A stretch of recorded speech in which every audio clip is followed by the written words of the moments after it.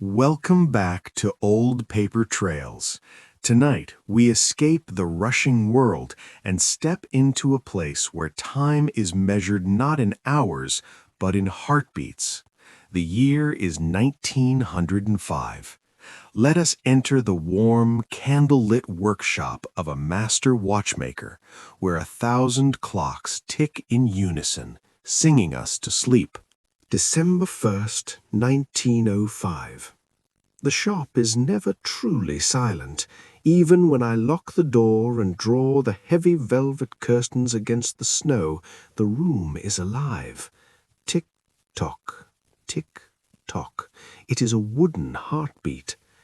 I began the month by winding the grandfather clocks in the main showroom. There are 12 of them, standing tall like sentinels. I took the brass key and inserted it into the face of the first clock.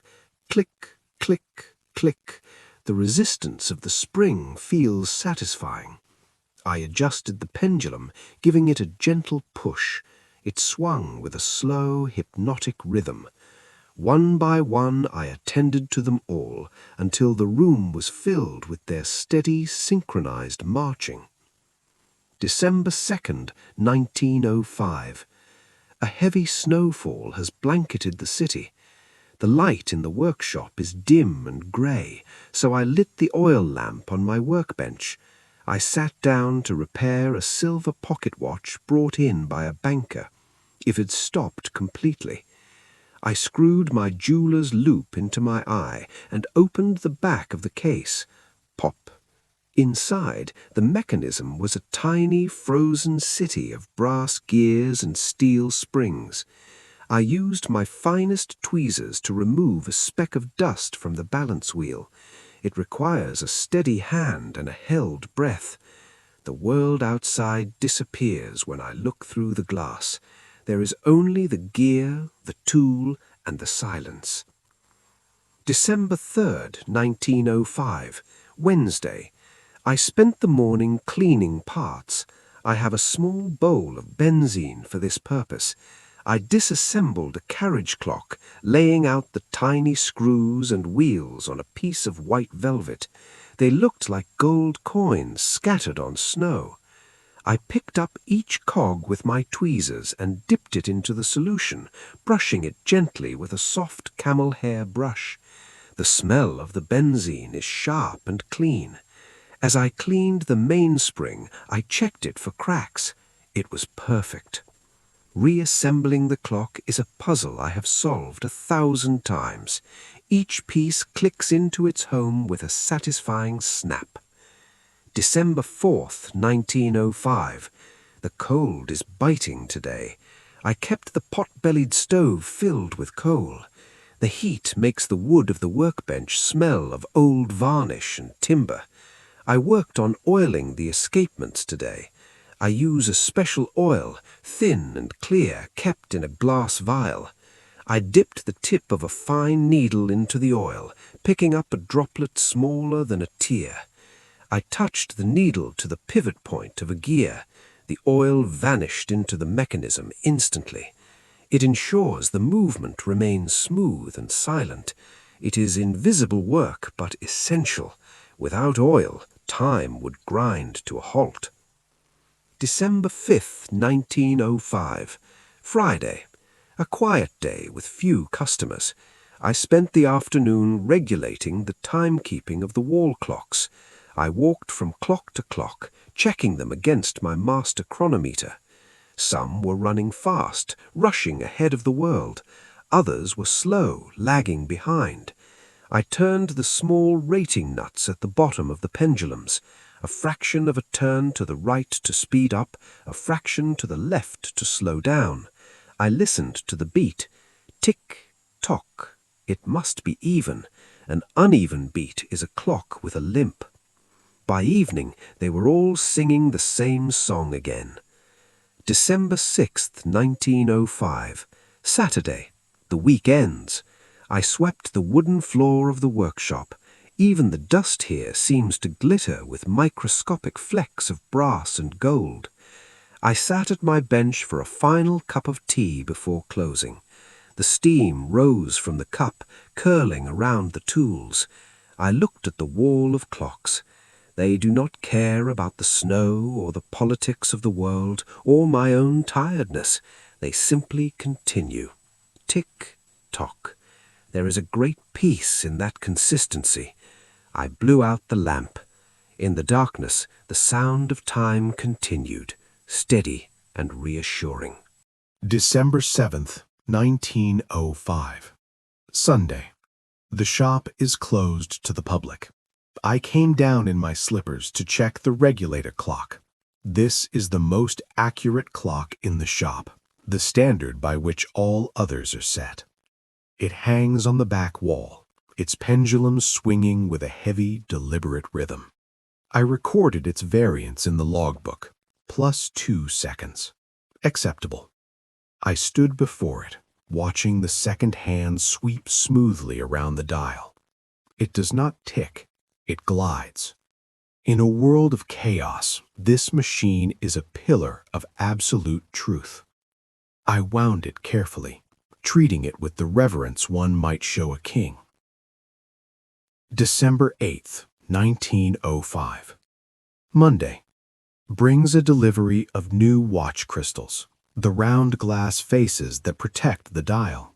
They arrived in a crate packed with straw. I unpacked them one by one. They're fragile, convex discs of glass. I spent the morning polishing them before placing them in the drawer.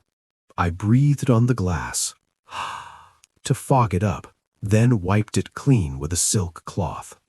Squeak, squeak. The glass became invisible, perfectly clear. I held one up to the light. It distorted the room like a fisheye lens. Fitting a crystal requires a special press. I heard the satisfying snap as the glass seated firmly into the metal rim of a watch case. December 9th, 1905. An old Black Forest cuckoo clock was brought in today. It is a charming thing, carved from dark wood, smelling of pine and dust. The bird had lost its voice. I opened the back to reveal the bellows, 2 small wooden pipes with leather tops that create the cuckoo sound. The leather had dried and cracked. I cut new strips of soft white kid leather. I glued them carefully to the wooden pipes. When the glue dried, I tested the mechanism manually. The bellows pumped air, and the little wooden flute produced a soft, mellow note. Coo, coo. It is a gentle, wooden sound, not harsh like metal. December 10th, 1905.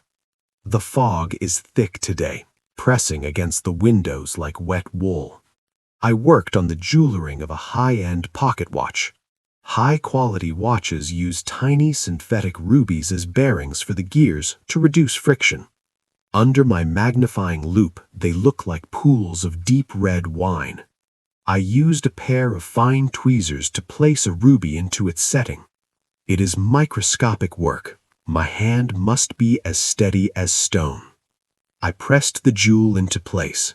It caught the lamplight, a tiny spark of red in a sea of brass. These jewels will never be seen by the owner, but I know they are there, silently doing their job. December 11th, 1905. Thursday. I spent the afternoon dealing with mainsprings. These are the coiled strips of steel that power the watches. They are dangerous if not handled with respect. A coiled spring can fly out and cut you. I removed a tired spring from a barrel. It was covered in old black grease. I cleaned the barrel and selected a new spring. I greased it with fresh, thick lubricant. Winding the new spring into the barrel requires strong fingers. I felt the tension build as I coiled it tighter and tighter. It wants to expand, to release its energy. I capped the barrel, trapping the power inside. December 12th, 1905. A quiet Friday. I polished the brass pendulum bob of a grandfather clock. It had tarnished to a dull brown. I used a rag soaked in ammonia and chalk. I rubbed in small circles. The smell is pungent, waking the senses. Slowly, the brown oxidation lifted, revealing the bright, mirror-like gold underneath. I could see my own reflection in the pendulum, distorted and curved, moving as I scrubbed. When I reattached it to the clock, it swung like a slice of the sun, catching the light with every pass. Tick, tock, flash, flash. December 13th, 1905. Saturday. The week concludes. The snow has started again. I sat at my workbench organizing my screwdrivers. I have them in every size, from large ones for clock cases to ones so small they look like needles. I sharpened the blades on an oil stone. Shh, shh. The sound of metal on stone is gritty and calming. A dull tool's the mark of a lazy craftsman. I arranged them by size in their wooden rack. Everything is ready for next week. I listened to the room one last time. The symphony of ticks is steady. The heartbeat of the shop is strong. December 14th, 1905. Sunday. The workshop is peaceful. I spent the afternoon tuning the chimes of a bracket clock. It has a coiled wire gong inside. I struck the coil gently with a small felt hammer. Bong. The sound was flat. I adjusted the striking hammer, bending the wire arm by a fraction of an inch. I struck it again. Bong. The note was deeper, richer, vibrating in the air long after the hammer had lifted. I repeated this until the tone was perfect. A clock does not just tell time, it announces it. The sound must be authoritative, yet polite. December 15th, 1905. Monday. I began work on a skeleton clock. This is a timepiece with no case, where all the gears and skeletons of the frame are visible under a glass dome. It is mesmerizing to watch. I dismantled it to clean the brass plates. They were dull with oxidation. I polished the scroll work until the brass shone like gold. Reassembling it is a visual treat. I watched the power travel from the mainspring through the train of wheels to the escapement at the top. The escapement rocked back and forth, tick-tock, tick-tock, like a heartbeat made of metal. It is engineering stripped bare, hiding nothing. December 16th, 1905. A blizzard is blowing outside. The wind howls, but the shop is warm. I needed to turn a new balance staff on my watchmaker's lathe. It is a small, foot-powered machine. I treadled the pedal rhythmically, whoosh, whoosh, spinning the metal rod. I applied the graver tool to the spinning steel. A tiny curling ribbon of metal peeled away, shining in the lamplight. The friction smell of hot steel filled the air. It is precise, subtractive work. I measured the diameter with a micrometer. It must be exact to the thousandth of an inch. December 17th, Wednesday. I spent the entire day sorting screws. I have a jar of mixed screws saved from old repairs. I poured them out onto a white ceramic tray, a chaotic pile of steel and brass. I used my tweezers to pick them up one by one, flatheads, dome heads, blued steel, polished brass. I sorted them into the tiny compartments of my storage chest. Clink, clink, clink. The sound of metal hitting the wooden bottom of the drawer is small and sharp. Slowly, the pile diminished. Order emerged from chaos. It is a tedious task to some, but to me, it is a meditation. December 18th, 1905. I discovered a magnetized pair of tweezers today. They were sticking to the hairsprings, causing trouble. Magnetism is the invisible enemy of the watchmaker. I passed the tweezers through a hollow coil of wire connected to a battery to demagnetize them. I tested them against a compass needle. It did not move. Satisfied, I returned to the hairspring. It is the most delicate part of a watch, a spiral of steel thinner than a human hair. I manipulated it gently, ensuring the coils were perfectly concentric. It breathed in and out, expanding and contracting, the lung of the watch. December 19th, 1905. Friday. A large music box was brought in for repair. It is a heavy cylinder box from Switzerland. The cylinder is studded with thousands of tiny steel pins that pluck the teeth of a metal comb to make music. Several pins were bent. I used a magnifying glass and a specialized tool to straighten them. It took hours of squinting work. When I finished, I wound the spring and released the brake. The cylinder turned slowly. Plink, plink, plink. A clear bell-like melody filled the shop. Silent night.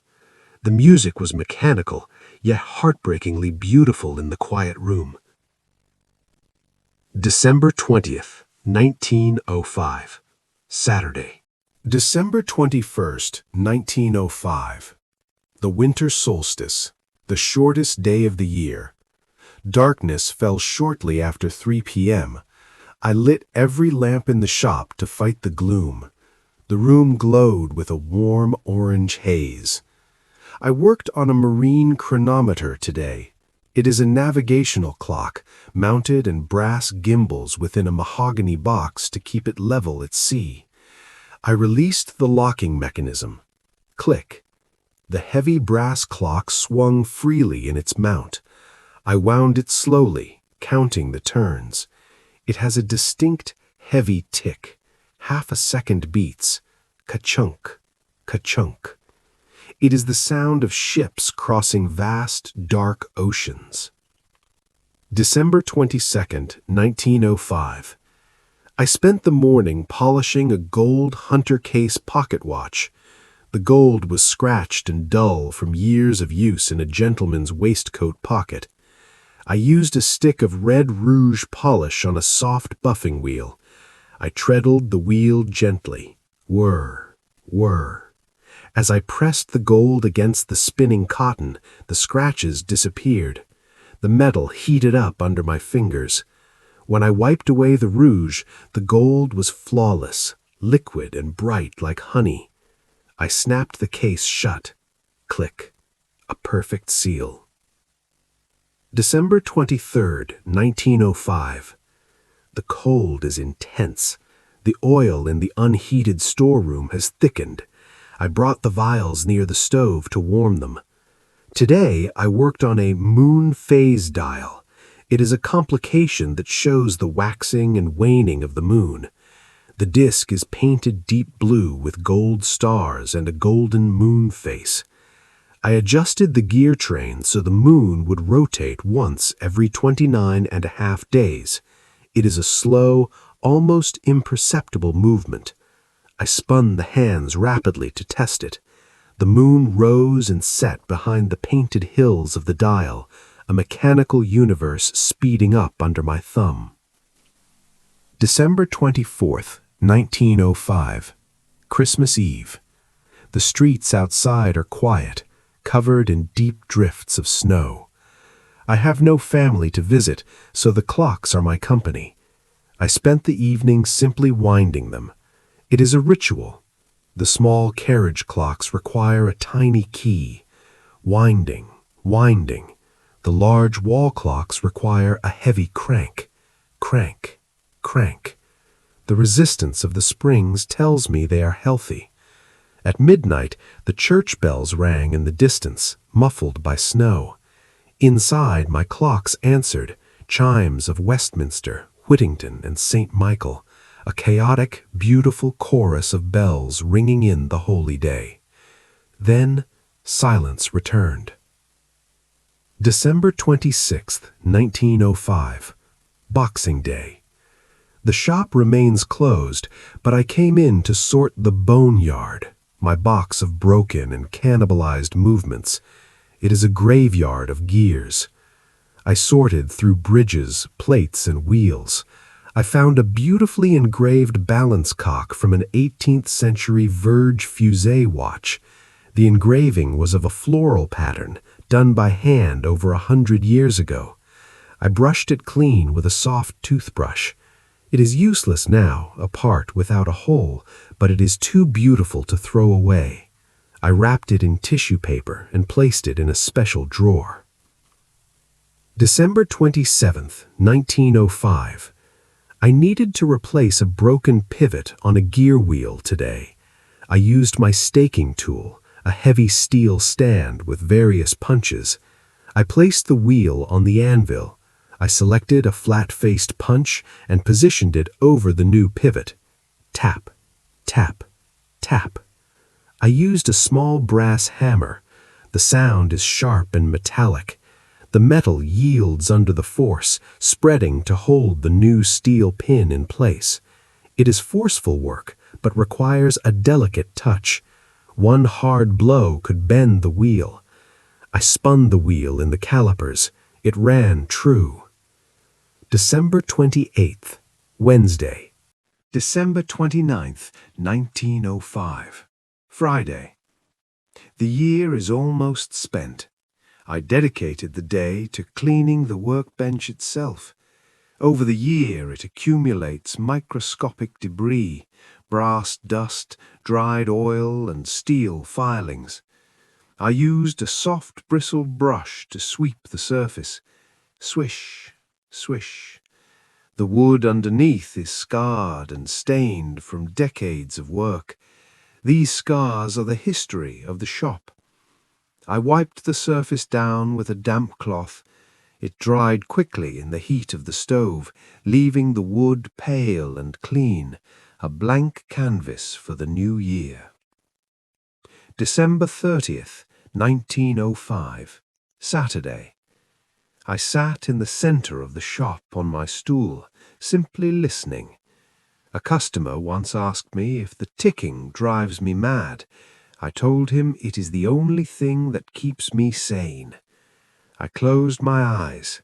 The sound is not just a noise, it is a texture. The tall grandfather clocks provide the bass, a deep wooden tock. The mantel clocks offer a mid-range tick, and the tiny pocket watches hanging on the rack add a rapid metallic tink, tink, tink. It is a choir. It is the sound of the universe breathing. I let the rhythm wash over me, slowing my own heart to match the beat. December 31st, 1905, New Year's Eve. The village is preparing for celebration. I can hear the distant murmur of voices and the occasional firecracker. But here the ritual remains unchanged. At 11:30 p.m. I began my final rounds. I checked the oil in the lamps. I checked the locks on the doors. I stood before the regulator clock one last time in 1905. The second hand swept towards the 12. 10, 9, 8. The year passed. No fanfare, no explosion, just a smooth transition from one second to the next. Tick, tock. 1906 has arrived. Time does not stop for our celebrations. It continues, steady and indifferent. January 1st, 1906, the first morning of the new year. The light is cold and clear. The shop feels fresh. I wound the clocks for the first time this year. The springs are strong, the gears are oiled, the pendulums are swinging. Everything is in order. I blew out the oil lamp on my bench. The smoke drifted up in a thin grey ribbon, disappearing into the shadows of the rafters. The work is done. The time is kept. And now the watchmaker rests.